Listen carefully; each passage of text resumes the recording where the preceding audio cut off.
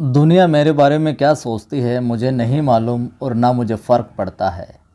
मैं अपने बारे में क्या सोचता हूँ मेरे लिए ये ज़्यादा ज़रूरी है। नमस्कार, जय हिंद।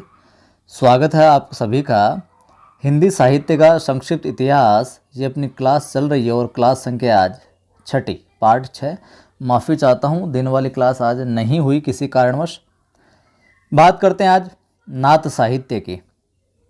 एक एक चीज़ जो मैं कहूँ नोट करते जाइएगा और इत्मीनान से सुनिए, सारी चीज़ें खोपड़ी में बैठती जाएगी। आदिकाल की हम बात करें, आदिकाल कहें या प्रारंभिक काल कहें, और वो आदिकाल किसने कहा था कमेंट करके बताइएगा आप। आदिकाल किसने कहा था? हिंदी के जो प्रथम काल उसको आदिकाल किसने कहा था, ये आप कमेंट करके बताना। आदिकाल में सिद्ध साहित्य की जिसकी हमने चर्चा कर ली, जैन साहित्य जिसकी हमने चर्चा कर ली, और जो नाथ साहित्य जिसकी हम आज चर्चा करने जा रहे हैं, ये तीनों है जो महत्वपूर्ण रहे हैं। हजारी प्रसाद साहब भी कहते हैं, डॉक्टर हजारी प्रसाद द्विवेदी साहब, इनके नाम से आपको याद आ ही गया होगा। इन्होंने कहा था आदिकाल कि नाथ पंथ या नाथ संप्रदाय सिद्ध मत जो है, यह सिद्ध मार्ग, योग संप्रदाय, अवधूत मत एवं अवधूत संप्रदाय के नाम से भी क्या है, प्रसिद्ध है। ध्यान में रखनी, ये चीज़ें लिखना नहीं है। और ये कौन? नाथ साहित्य मुख्यतः दो संप्रदायों के नाम से विशेष जाना जाता है, एक तो सिद्ध मत और एक नाथ मत। तो आप लिख लीजिए, नाथ साहित्य है ये मुख्यतः दो संप्रदायों के नाम से जाना जाता है। पहला हो जाएगा सिद्ध मत और दूसरा नाथ मत। और इन दो भागों के नाम को पुकारे जाने के पीछे भी एक रीजन रहा है, कारण रहा है। कारण क्या है कि पहला मत्स्येंद्र नाथ तथा दूसरा गोरखनाथ। पहला कारण मत्स्येंद्र नाथ, दूसरा गोरखनाथ। एक किंवदंती है कि जो गोरखनाथ हैं ये मत्स्येंद्र नाथ के शिष्य हैं। ठीक है, पूछा जा सकता है गोरखनाथ मत्स्येंद्र नाथ के शिष्य हैं, किंवदंती है ये। किंतु मत्स्येंद्र नाथ परम योगी होकर भी क्या नारी के चक्कर में पड़ गए थे, नारी साहचरी में फंस गए थे। तब उनके शिष्य कौन? गोरखनाथ, इनको पता चला तो उनको क्या सजग किया, अपने गुरु को सजग किया। तब से ये कथा है जो प्रचलित है। कौन सी कथा? जाग मच्छेंद्र गोरख आयो, जाग मच्छेंद्र गोरख आयो। तो नोट कीजिए साहब, गोरखनाथ, एरो करके गोरखनाथ लिखिए, अंडरलाइन कीजिए। इनसे जुड़ी हुई तमाम जो महत्वपूर्ण चीज़ें वो हम लिखेंगे। सबसे पहली बात लिख लीजिए आप एरो करके, ये नाथ संप्रदाय के सशक्त प्रणेता थे। आपको लिखना है गोरखनाथ, एरो लगा के, ये नाथ संप्रदाय के सशक्त प्रणेता थे। इस संप्रदाय में सुप्रसिद्ध योगी रहे हैं। अगली बात नोट एरो लगा के लिख लीजिए, राहुल सांकृत्यायन ने लिखा है इनका समय 845 ईस्वी है। राहुल सांकृत्यायन इनका समय कितना माना है? 845 ईस्वी लिख लीजिए। गोरखनाथ से पहले अनेक संप्रदाय हुए, किंतु उन सब का विलय हो गया, शामिल हो गए। गोरखनाथ की रचनाओं में गुरु महिमा, इंद्रिय निग्रह, प्राण साधना, वैराग्य, मन साधना, कुंडलिनी जगाना तथा शून्य समाधि का वर्णन है। तो गोरखनाथ तो आपने अंडरलाइन कर लिया, नीचे लिख लिए रचनाओं में लिखिए आप गुरु महिमा, इंद्रिय निग्रह, प्राण साधना, वैराग्य, मन साधना, कुंडलिनी जगाना, ये इनकी, और शून्य समाधि, ये इनकी रचनाएं मिलती है। गोरखनाथ का हठयोग भक्ति काल में कबीर का हठयोग है। लिख लीजिए, एरो लगा के लिख लीजिए ऐसे कैसे लाइन, गोरखनाथ का हठयोग भक्ति काल में कबीर का हठयोग है। जो जिस हठयोग की बात गोरखनाथ करते हैं अपने काल में, वो भक्ति काल में कबीर का हठयोग है। दोनों का जो दृष्टिकोण है, विचारधारा है, समान है। हठयोग का क्या तात्पर्य है का अर्थ होता है सूर्य और ठे का अर्थ होता है चंद्रमा। हठयोग तात्पर्य एरो लगा के लिख लीजिए, बेसिक जानकारी लेकिन जरूरी है। हठयोग डेस, है का अर्थ सूर्य और ठे का अर्थ चंद्रमा, अर्थात सूर्य चंद्र को जागृत रखना है। ठीक है, हट का क्या मतलब? सूर्य चंद्र को जागृत रखना है। हठयोग में मन की शुद्धि पर विशेष ध्यान दिया जाता है। पूछ लिया जाए, खोपड़ी में रखना ये बात कि हठयोग के अंदर विशेष तौर से किस पर विशेष ध्यान दिया जाता है, तो ये विशेषता है हठयोग में मन की, अपने मन को प्योर करने की और पर विशेष ध्यान दिया जाता है, विशेष बल दिया जाता है मन की शुद्धि पर।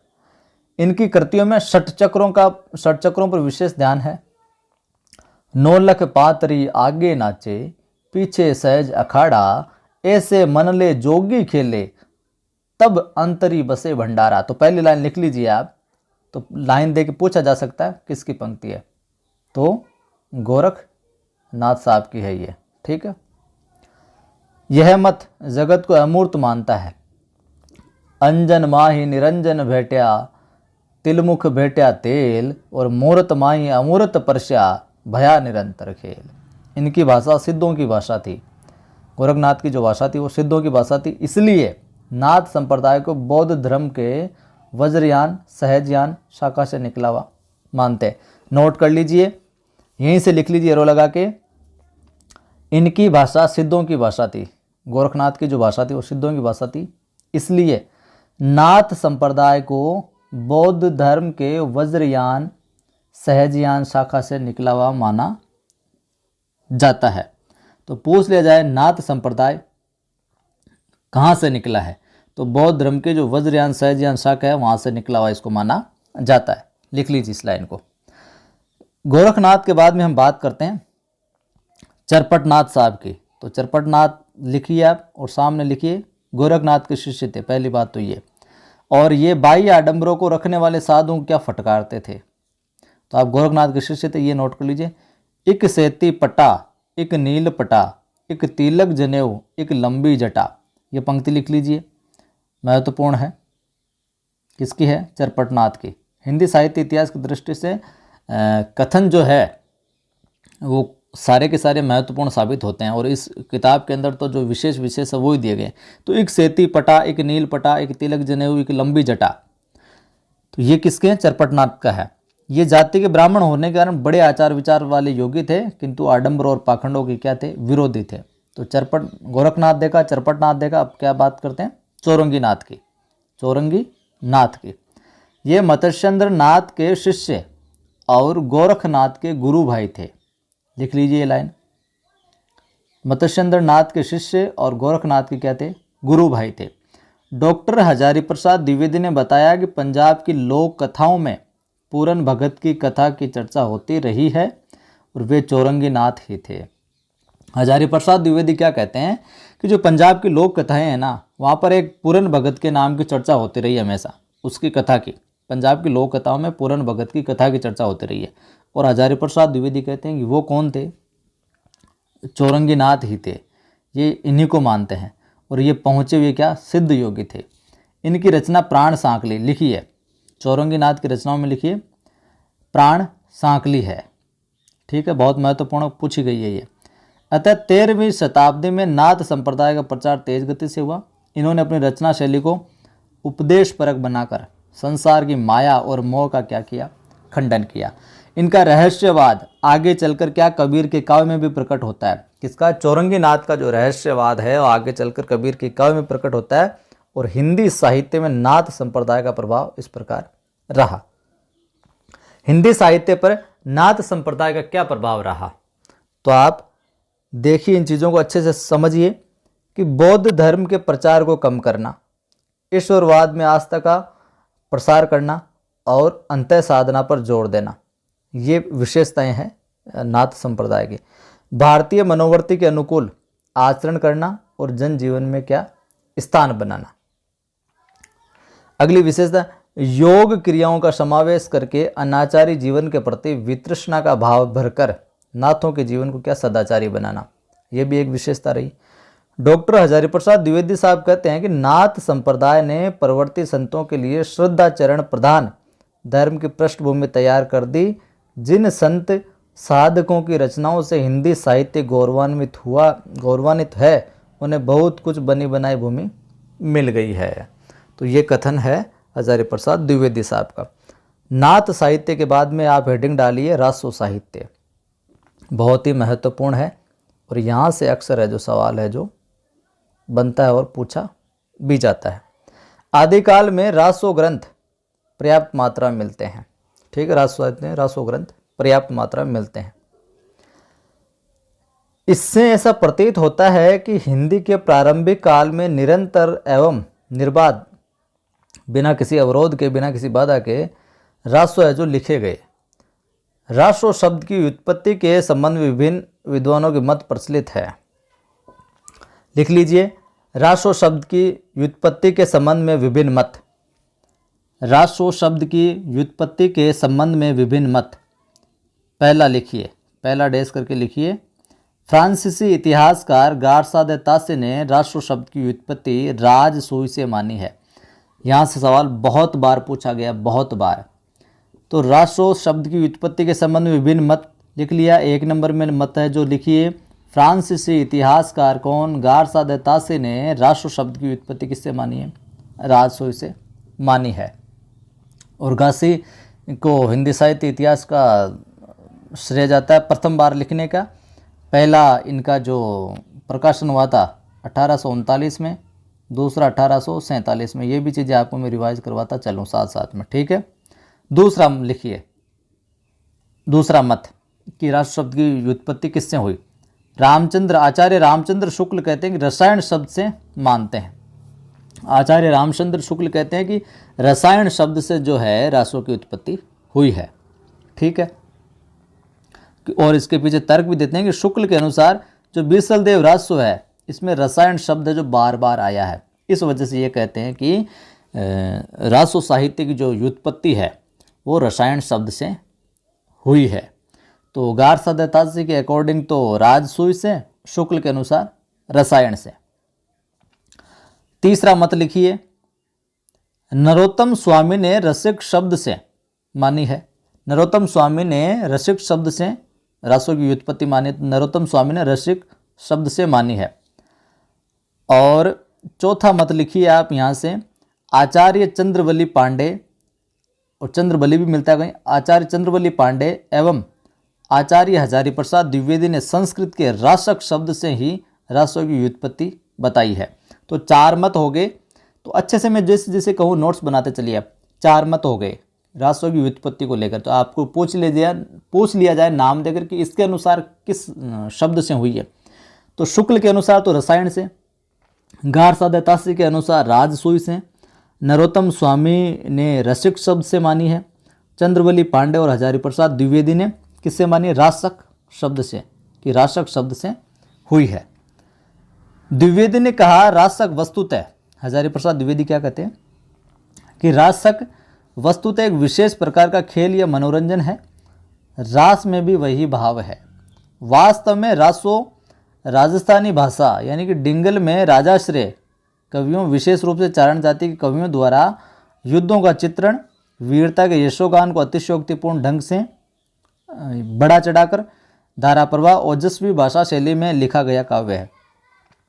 ये क्या कहते हैं द्विवेदी, हजारी प्रसाद द्विवेदी की रासो साहित्य है क्या वास्तव में, कि जो राजस्थानी भाषा डिंगल में जो राजाओं के आश्रित कवि थे वो उनके युद्धों को और उनकी वीरता को बढ़ा चढ़ाकर लिखते थे ओजस्वी भाषा के अंदर, बिल्कुल अतिशयोक्ति करते हुए।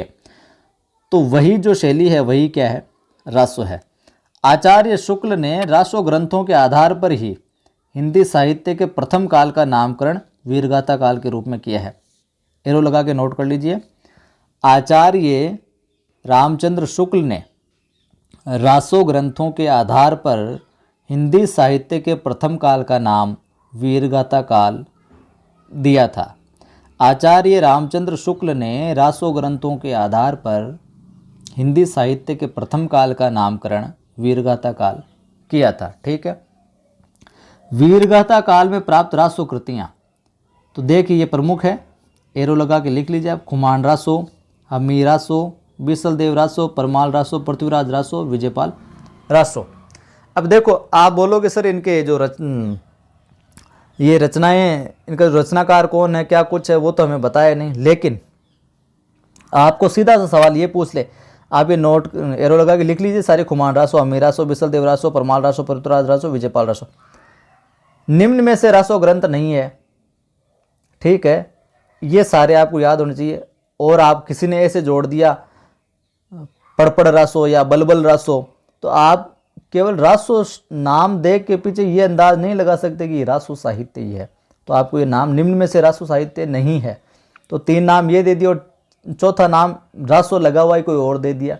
तो आपको याद होना चाहिए कि ये प्रमुख है रासो साहित्य में, ठीक है। तो हर एक चीज़ जरूरी है। यूँ कहें कि खोपड़ी को, कानों को, आँखों को पूरी तरीके से खुला रखना है अध्ययन करते वक्त। सबसे पहले लिखिए खुमान रासो, 1 नंबर पे लगाइए रासो साहित्य में खुमान रासो, नोट कीजिए। आदिकाल की इस रचना का समय 9वीं शताब्दी, तो आपको खुमान रासो लिख के कोष्टक में लिख लेना है 9वीं शताब्दी, ठीक है, 9वीं शताब्दी, इतना ही। इससे चित्तौड़गढ़ नरेश खुमान के समकालीन कवि दलपत विजय द्वारा रचित माना गया। तो रचनाकार दलपत विजय। नोट्स बनाने का सीधा सा तरीका है, रचनाकार कौन हो जाएगा, दलपत विजय लिख लो सीधा सा। और कुछ विद्वान इसे 17वीं शताब्दी की रचना मानते हैं, लेकिन खुमान रासो को आपको दलपत विजय रचनाकार लिखना है। इसमें क्या 17वीं शताब्दी के राजा राज सिंह का भी वर्णन है, लेकिन 870 से 890 के समय बगदाद के धर्मगुरु आलमामू के द्वारा चित्तौड़ पर किए गए आक्रमण का भी वर्णन है। तो 870 से 890 के समय बगदाद का धर्मगुरु कौन था, आलमामू, धर्मगुरु है ना, खलीफा कौन था, आलमामू था, ये भी याद रखिएगा। इससे ऐसा लगता है कि 9वीं शताब्दी के बाद प्रक्षिप्त अंश जो है बाद में जोड़े गए, ऐसे लगता है कि बाद में जोड़ा इसके आगे वाला अंश। इसमें खुमान द्वारा खलीफा को परास्त करने का वर्णन है। वीरस के साथ साथ श्रृंगार की धारा भी इसमें देखने को मिलती है। इसकी भाषा भी क्या है, डिंगल है। तो पूछ लिया जाए खुमान की भाषा कौन सी है, तो आपको याद रखनी है डिंगल है। संदेशा पिन साहिबा पाचो फिरिए न दे है, पंछी घाल्या पिंजरे छूटन रो संधे। संदेशा पिन साहिबा पाचो फिरिए न दे है, पंक्तियाँ किस रासो साहित्य की है, तो आपको ध्यान रखना है खुमान, लिख लीजिए खुमान रासो की है ये। पंक्तियाँ किस साहित्य से ली गई है, किस रासो साहित्य से ली गई, तो खुमान रासो से ली गई है। संदेशा पिन साहिबा पाचो फिरिए न दे है और पंछी घाल्या पिंजरे छूटन रो संधे। हम मीरासो की बात करते हैं खुमान के बाद में। लिखिए हमीरासो कवि सारंगधर कृत, रचनाकार लिख लीजिए सारंगधर, ठीक है। हमीरासो के रचनाकार कौन, सारंगधर। हमीरासो रणथंबोर के राव हमीरदेव के शौर्य की गाथा है, एरो लगा के लिख लीजिए। इसमें रणथंबोर के राव हमीरदेव का वर्णन मिलता है, रणथंबोर के राव हमीरदेव का वर्णन मिलता है। समय 13वीं शताब्दी, समय 13वीं शताब्दी। अलाउद्दीन खिलजी द्वारा 1301 में रणथंबोर पर किए गए आक्रमण का वृत्तांत बताया गया है। प्राकृत पेंगलम में इसके कुछ छंद मिलते हैं, इसकी कृति उपलब्ध नहीं है। प्राकृत पेंगलम में हम मीरासो के कुछ है जो छंद है जो देखने को हमें मिलते हैं, ठीक है। याद रखना है सारंगधर को मुख्यतया, और रणथंबोर के राव हमीर के शौर्य का इसमें वर्णन मिलता है। तो ये 2-3 चीज़ें प्रमुख है, यहाँ से सीधा सीधा सवाल है जो बन सकता है। नोट कीजिए बिसलदेव रासो, इस कृति के रचयिता कवि नरपति नाला है। तो बिसलदेव रासो लिख के आगे लिख लीजिए, रचयिता नरपति नालय, बिसलदेव के नरपति नालय। इसकी रचना कुछ विद्वानों ने विक्रम संवत 1272 में मानी है, जिसका प्रमाण कृति में दिया गया है। तो रचनाकाल लिख लीजिए विक्रम संवत 1272, और 1272 जो है इसका जो प्रमाण भी दिया गया इसके अंदर। तो आपको ये चीज़ ध्यान में रखनी है, ये पंक्तियाँ कई बार पूछी गई है कि 1272 मंजारी जेठ बदी नवमी बुधवारी, नाले रसायन आरंभ ही शारदा तूठी ब्रह्म कुमारी। तो ये कहाँ से है, जो बिसलदेव रासो का है, बिसलदेव जो रासो है नरपति नालय का, ठीक है। इसकी ये पंक्तियाँ माफ़ कीजिएगा, तो ये नोट कर लीजिए आप, कम से कम ऊपर वाली लाइन तो नोट कर ही लीजिए आप। लेकिन अधिकतर विद्वान क्या 1212 विक्रम संवत 1212 इसके रचनाकाल को स्वीकार करते हैं। इसमें अजमेर के चौहान वंशीय राजा बिसलदेव का विवाह मालवा के राजा भोज परमार की पुत्र से हुआ।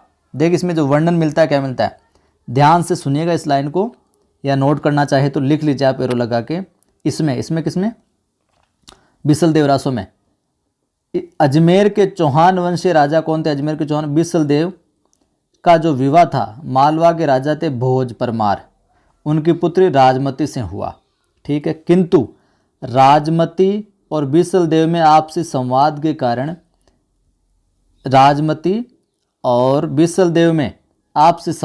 कारण बिसलदेव राजमती को छोड़कर क्या उड़ीसा चला गया, कुछ बात हो गई, और वह 12 वर्ष तक वहीं रहा।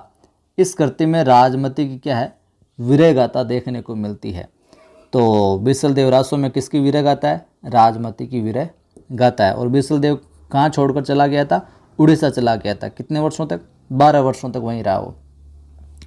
रानी राजमती नारी गरिमा से युक्त एक संस्कारित स्त्री है और बीसलदेव सामंती जीवन का क्या अभिमानी राजा है। इस काव्य की काव्य भूमि निश्चल प्रेम एवं नारी स्वाभिमान की भावना से ओतप्रोत है। इस काव्य की जो विशेषता है, प्रमुख चीज इसमें देखने को क्या मिलती है कि जो निश्चल प्रेम है एक नारी का और उसकी जो स्वाभिमान है वो भावना है जो देखने को इसके अंदर मिलती है। अब बात करते हैं परमाल रासों की, बहुत बार पूछा गया। तो रचयिता कौन, जगनीक।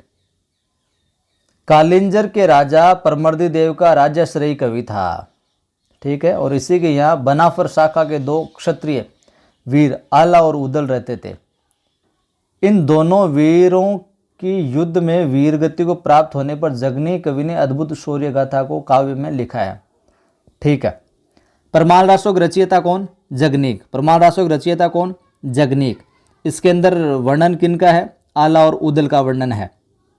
और इसको किस नाम से जाना जाता है, आला खंड भी कहा जाता है, आला खंड के नाम से भी जाना जाता है। और इसकी रचना 13वीं शताब्दी की मानी जाती है, किंतु इसकी प्रामाणिकता क्या है, संदिग्ध है, ठीक है मामला। तो परमाल रासों को आला खंड के नाम से जाना जाता है, ध्यान में रखिएगा आप। इस पुस्तक में जो जो लिखा है आपको उसके अनुसार चीज़ें खोपड़े में घुसाती जानी है। विजयपाल रासो, परमाल रासो के बाद में किसकी बात करते हैं, विजयपाल रासो के। तो विजयपाल रासो को मिस्र बंधुओं ने संवत 1355 का ग्रंथ माना है, लिख लीजिए एरो करके। विजयपाल रासो को मिस्र बंधुओं ने संवत 1355 का ग्रंथ माना है, जिसकी रचना किसने की, नल सिंह ने। रचयिता कौन, नल सिंह, लिख लीजिए रचयिता नल सिंह। विजयपाल रासो के रचयिता कौन, नल सिंह। और इसमें राजा विजयपाल की जो विजय यात्रा है उनका वर्णन है। कुछ विद्वान इसको 16वीं शताब्दी की रचना भी मानते हैं। इसमें 42 छंद मिलते हैं, किंतु ये कृति अपूर्ण है। छंद कितने मिलते हैं, 42, 40 और 2। सबसे प्रमुख जो विशेष चर्चा में रहता है और विशेष कई बार सवाल पूछा गया, पृथ्वीराज रासो। रासो साहित्य में प्रमुख स्थान रखता है पृथ्वीराज रासो, जिसको शुक्ल साहब ने महाकाव्य भी बताया है। वीर गाथा काल की सुप्रसिद्ध रचना कौन से चंद बरदाई कृत पृथ्वीराज रासो एक विवादास्पद करती है। रचनाकार कौन है पृथ्वीराज रासो के, चंद बरदाई। और ये सबसे विवादास्पद भी रही है। पृथ्वीराज रासो के 4 संस्करण मिलते हैं। कितने संस्करण मिलते हैं, 4 संस्करण मिलते हैं। इससे यह पता लगाना कठिन है कि इनमें से प्रमाणिक ग्रंथ कौन सा है। इसके 4 संस्करण मिलते हैं ना, तो इस वजह से इसका पता लगाना थोड़ा कठिन हो जाता है कि वास्तव में पृथ्वीराज रासो जो है वो कौन सा संस्करण है, कौन सा है 4 में से। तो पृथ्वीराज रासो की प्रामाणिकता पर 2 पक्ष हैं। एक पक्ष उसे पूर्णतया अप्रमाणिक मानता है। तो नोट कीजिए, यहां सवाल बहुत बार पूछा गया। पृथ्वीराज रासो को अप्रमाणिक मानने वाले विद्वान, पृथ्वीराज रासो को अप्रमाणिक मानने वाले विद्वान कविराज श्यामलदास, गौरीशंकर हीराचंद ओझा, मुंशी देवी प्रसाद, डॉक्टर बुल्लर और आचार्य रामचंद्र शुक्ल। किंतु रामचंद्र शुक्ल इसे वीरगाथा काल की रचना मानते हुए इसके महत्व को नकार नहीं सके। फिर भी आपको पृथ्वीराज रासो को अप्रामाणिक मानने वाले विद्वानों में लिखना है कविराज श्यामलदास, गौरीशंकर हीराचंद ओझा, मुंशी देवी प्रसाद, डॉक्टर बुल्लर और आचार्य रामचंद्र शुक्ल। अब आगे चंद शुक्ल जी साहब कहते हैं, इन्होंने तो चंद्र बरदाई को हिंदी का पहला कवि और पृथ्वीराज रासो को हिंदी का प्रथम महाकाव्य माना है। दूसरा पक्ष वह है जो इसे प्रमाणिक मानते हैं। अब एरो लगा के लिख लीजिए, पृथ्वीराज रासो को प्रमाणिक मानने वाले विद्वान, पृथ्वीराज रासो को प्रमाणिक मानने वाले विद्वान, इनमें है बाबू श्याम सुंदर दास। देखिए अप्रमाणिक में तो कविराज श्यामलदास है, लेकिन यहाँ पर श्याम सुंदर दास है जो प्रमाणिक मानते हैं। बाबू श्याम सुंदर दास, पंडित मोहनलाल विष्णुलाल पांड्या, मथुरा प्रसाद दीक्षित, मिश्र बंधु तथा कर्नल टोड हैं। कर्नल टोड भी इसको प्रमाणिक मानते हैं। तीसरा पक्ष कौन सा आता है, पृथ्वीराज रासो को अर्ध प्रमाणिक मानता है। अर्ध प्रमाणिक इस संबंध में आधुनिकतम एवं ठोस मत क्या है? आचार्य हजारी प्रसाद द्विवेदी का है, ये इसे अर्ध प्रमाणिक मानते हैं। तो अर्ध प्रमाणिक मानने वालों में ठोस मत किसका है? हजारी प्रसाद द्विवेदी। अर्ध प्रमाणिक लिख लीजिए, हजारी प्रसाद द्विवेदी, ये इसको अर्ध प्रमाणिक मानते हैं। और हिंदी का पहला कवि चंद्रबरदाई को शुक्ल ने कहा, और पृथ्वीराज रासो को हिंदी का प्रथम काव्य माना है किसने? शुक्ल ने। ये बात पूछी गई है कई बार। द्विवेदी का क्या मत है? हजारी प्रसाद द्विवेदी का मत है कि रासो की जो संवाद शैली है वो अन्य रासो ग्रंथों यथा संदेश रासक से मिलती है। रासो में 12वीं शताब्दी की भाषागत प्रवृत्तियां भी देखने को मिलती है, और ये शुद्ध ऐतिहासिक न होकर एक काव्य ग्रंथ है मात्र। तो पूछा जा सकता है हजारी प्रसाद द्विवेदी ने पृथ्वीराज रासो को शुद्ध ऐतिहासिक ग्रंथ नहीं मानकर क्या माना है? केवल काव्य ग्रंथ माना है। रासो में वे सर्ग प्रमाणिक हैं जिनका प्रारंभ सुख सुखी संवाद से होता है, और ये प्रामाणिक अंश बाद में जोड़े गए हैं। चंद्रबरदाई ऐसे सहज प्रफुल्ल कवि के रूप में दृष्टिगत होते हैं जो विषम परिस्थितियों में भी जीवन रस सींचते रहते हैं। अतः द्विवेदी ने लिखा है, पृथ्वीराज रासो एकदम अप्रमाणिक पुस्तक नहीं है, इसकी कुछ प्रामाणिकता प्राप्त होती है, जैसे आरंभिक अंश, इच्छिनी विवाह, शशिव्रत का गंधर्व विवाह, संयोगिता का जन्म विवाह। इस प्रकार पृथ्वीराज रासो की कथा क्या है? ऐतिहासिक है कि पूरी तरीके से नकार नहीं सकते। चंद्रबरदाई चौहान वंशीय पृथ्वीराज चौहान के प्रिय सखा और दरबारी कवि थे। जब शहाबुद्दीन गोरी ने पृथ्वीराज को बंदी बनाकर गजनी ले गया था ये, और पृथ्वीराज चौहान को बचाने के लिए चंद्रबरदाई स्वयं भी साथ गए, और शब्दवेदी बाण चलाने में कुशल पृथ्वीराज का कौशल गजनी में दिखाया। इस शब्दवेदी बाण के पश्चात दोनों मित्रों ने अपने वहीं प्राण त्याग दिए। और आपने सुना होगा 4 बाण 24 गज 8 अंगुल प्रमाण, ताव पर बैठो गोरी मत चूके चौहान। ये इस तरह का बोला था इसने वरदाई ने, और पृथ्वीराज ने फिर टिका दिया था, ऐसी इसमें मिलती है बात। इसमें पृथ्वीराज की वीरता शौर्य पराक्रम का चित्रण है, इस कारण यह महाकाव्य की श्रेणी में आता है। कहते हैं कि चंद पृथ्वीराज के साथ जाते समय अपने इस ग्रंथ को पुत्र जलहण के हाथ में सौंप गए थे, और पुस्तक जलहण हत दे चली गजन नृप काज।